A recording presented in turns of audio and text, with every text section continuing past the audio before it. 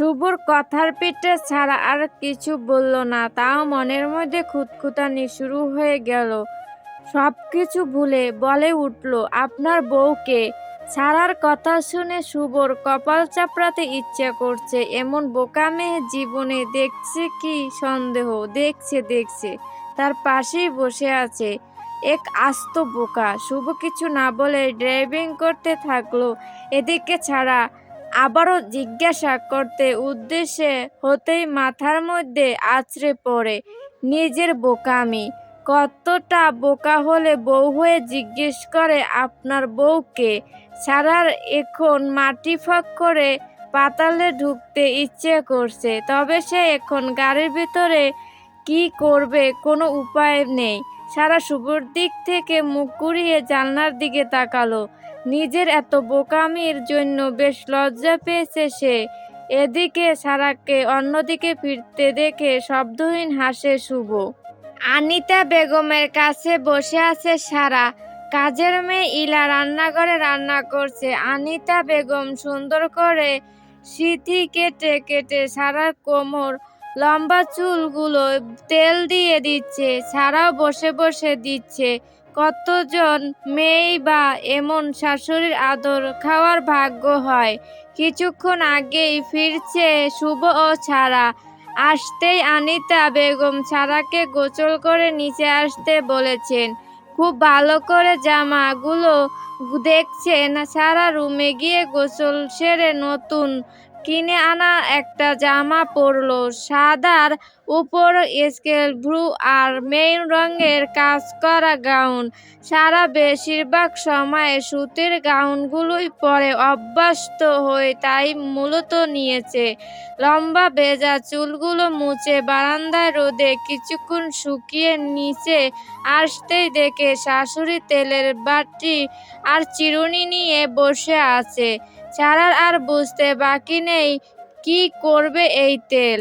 তারপর আনিতা বেগমের কথায় সারা আনিতা বেগমের পায়ের কাছে বসে হাঁটুতে মুখ গুজে সারার মাথায় তেল দিতে দিতে আনিতা বেগম বলে উঠে, মাশাআল্লাহ, কারণ নজর না লাগুক আমার মেয়ের চুলে, তবে যত্ন নিতে হয় মা চুলের। আমার মনে হয় তুমি চুলে কখনো তেল দাও না। আনিতার কথার পিঠে ছাড়া ছোট করে বকে উঠল, আসলে আম্মা, বাড়িতে সবসময় আপু দিয়ে দিত ওই 15-20 দিন পর পর। তুমি দিতে না, আমি দিতে গেলে চুল জড়িয়ে ফেলি, পরে ছিঁড়ে যায়, তাই আর দেয় না।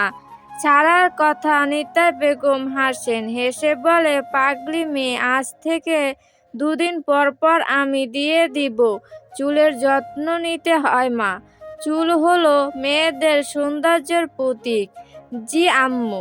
আনিতা বেগম সারার চুলের তেল দিয়ে চিরুনি দিয়ে বেশ ভালো করে আঁচড়িয়ে দেয়। তারপর একটা গার্ডার দিয়ে বেঁধে দেয়। সারা উঠে এবার আনিতা বেগমের পাশে বসে।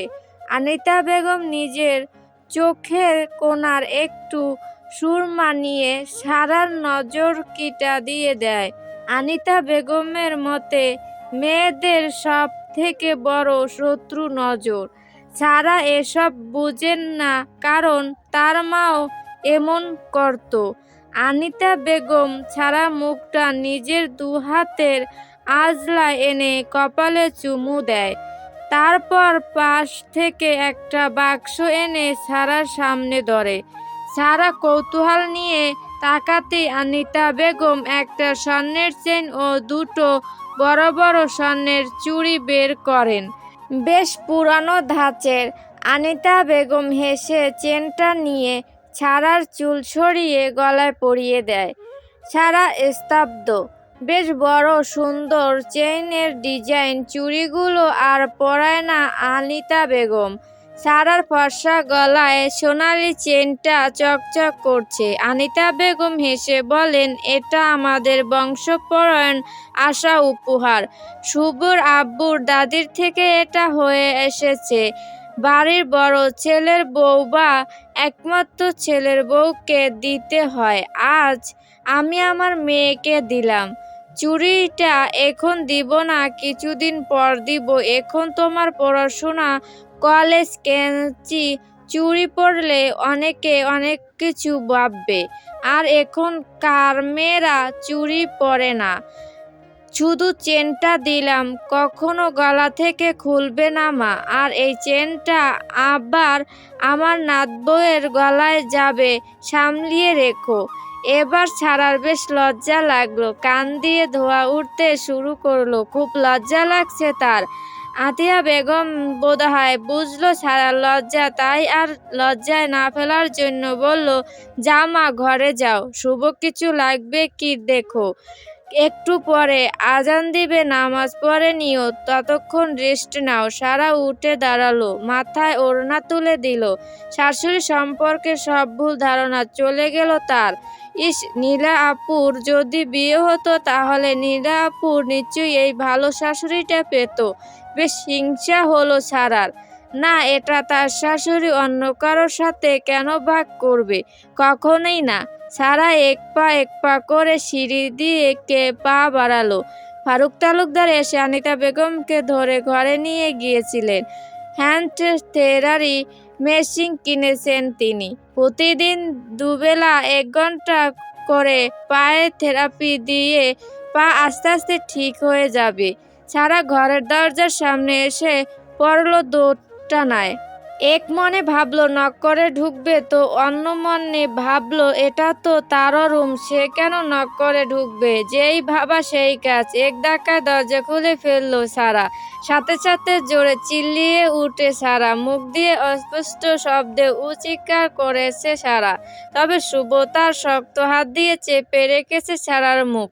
এক হাত দিয়ে দরজার ছিটকানি লাগিয়ে দেয়, তারপর নিজে টাওয়ার ঠিক করে নেয় সেই হাত দিয়েই।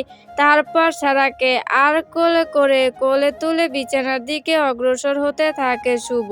তখন রুমে আসতেই সারা দেখতে পায় এক অদৃশ্য পুরুষকে। কোমরে সাদা টাওয়ার জড়ানো, ফর্সা শরীরে পানির ফোঁটা, রূপালি মুক্তার মতো চকচক করছে, চুল থেকে টপটপ করে পানি পড়ছে, লোমহীন বুক যেন আস্ত একটা মাতাল হওয়ার বাগিচা। জীবনে প্রথম কোনো পুরুষকে এমন অবস্থায় দেখে তার উপর নিজের সম্মানের ছাড়কে সারা অবাক হয়ে অজান্তে চিল্লিয়ে ওঠে। তবে পুরোপুরি জোরে চিল্লানোর আগেই শুভ ছুটে এসে ছাড়ার মুখ চেপে ধরে, বা হাত দিয়ে সদ্য গোসল করে বেরিয়েছিল সে। ড্রেস চেঞ্জ করার আগে মেয়েটা তার রুমে এসে হাজির, নক করেও ঢুকেনি। বেশ রাগ লাগে শুভর, একটা মেয়ের সামনে তার ইজ্জত গেল, তাও আবার 10 বছরের ছোট বাচ্চা মেয়ের কাছে। শুভর কোলে ছোটাছুটি শুরু করে ছাড়া। এদিকে দুজনের হার্টবিট একসাথে চলছে। সদ্য গোসল করে আসা ছেলেটাও ঘামছে এক অজানা অনুভূতিতে। তবে নিজের বিবেককে ফিরে আসতে ঠাস করে ছেড়ে দেয় ছাড়াকে, সাথে সাথে পড়ে যায় নিচে। কপাল ভালো ছিল বিছানায় পড়ছে বটে, যদি মাটিতে পড়তো তবে আজ মাজা ভেঙে ইচ্ছা তাই নয় অবস্থা হয়ে যেত তার। ছাড়ার তবুও লাগছে, চোখ মুখ খিচকে বন্ধ করে আছে ছাড়া। শুভ তাড়াতাড়ি কাবার থেকে ট্রাউজার ও সাদা একটা টি-শার্ট বের করে পরে নেয়, টাওয়ার ছুঁড়ে ফেলে ময়লা কাপড়ের বাক্সেতে। শুভ এবার ফিরে তাকায় ছাড়ার দিকে, এখনো চোখ বুজে দাঁত চেপে বসে আছে মেয়েটা। এক মনে মায়া হলো, পর মুহূর্তে মনে হলো যা হয়েছে ঠিক হয়েছে, নক না করে আসার উত্তম শাস্তি। ছাড়া পিটপিট করে চোখ খুলে কোমরের ভিতরে মরচড় করছে তার, চাল দিতেই ভেঙে যাবে এমন অবস্থা। ছাড়ার চোখের কোণে পানি এসে ভিজে। খুব রাগ হয় ছাড়ার, নিজের দিকে বুকে হাত গুজে এলোমেলো চুলে শুভকে তাকিয়ে থাকতে দেখে রাগ উঠে যায় ছাড়ার মাথায়। সাথে সাথে প্রচণ্ড রেগে বলে উঠে, আমারে ফেলে দিলেন কেন, অসভ্য লোক, আমি যদি পড়ে গিয়ে মরে যেতাম তখন কি হতো। শুভ বুকে গুজে রাখা হাত ছাড়িয়ে ড্রেসিং টেবিলের সামনে গিয়ে চিরুনি দিয়ে নিজের চুল আঁচড়াতে বলল, কারোর রুমে ঢোকার আগে তার পারমিশন নিতে হয়। সে ভিতরে করছে কি না করছে এটুকু কমন সেন্স নেই। সারা মুখ গেল শুভর কথায় বিড়বিড় করে শুভর বলা কথাগুলো বিকৃষ্টভাবে বলতে লাগলো। শুভ বুঝতে লেড়ে সারার দিকে তাকিয়ে বলল, হোয়াট? এটা আমারও রুম, তাই আমি কারোর পারমিশন নিতে পারবো না। মুখে মুখে কথা বলছো অনেক, এটা একটু বেশি হয়ে যাচ্ছে, ফলাফল ভালো হবে না। সারা আবারও একইভাবে বিকৃত করলো শুভর বলা কথা। সাথে সাথে শুভ রেগে গেল, রেগে চিল্লিয়ে বকে উঠল, হোয়াট ননসেন্স! দেখেন, আপনি জানেন আমি ইংরেজিতে কাঁচা, আর আমি বিটিএস না, এসব ইংরেজি আমি পারি না, বলিও না, শুনতেও চাই না। চুপ করবে তুমি? আমার মুখ, আমি যা ইচ্ছা তাই করব। আপনি ফেললেন কেন আমাকে? আমার লাগেনি। কথাটা বকে সারা নেকা কান্না শুরু করে দিল। সারার কান্নায় শুভ তিতি বিরক্ত লাগার মতোই হুট করে সারাকে পাজাকোলে করে তুলে ধরে রুমের বাহিরে দরজার সামনে রেখেই নিজের রুম ঢুকে ভিতর থেকে দরজা লাগিয়ে দিল। এমন বাচাল মেয়েকে তার আর সহ্য হচ্ছে না। কই মনে করলো নিজের মায়ের দিকে তাকিয়ে সম্পর্কটা স্বাভাবিক করবে, তার আগে এই বাচাল মেয়ে পুরো ঘেটে মনের 12টা বাজিয়ে দিচ্ছে। শুভ ঘরে এসে বিছানায় গা এলিয়ে দিল।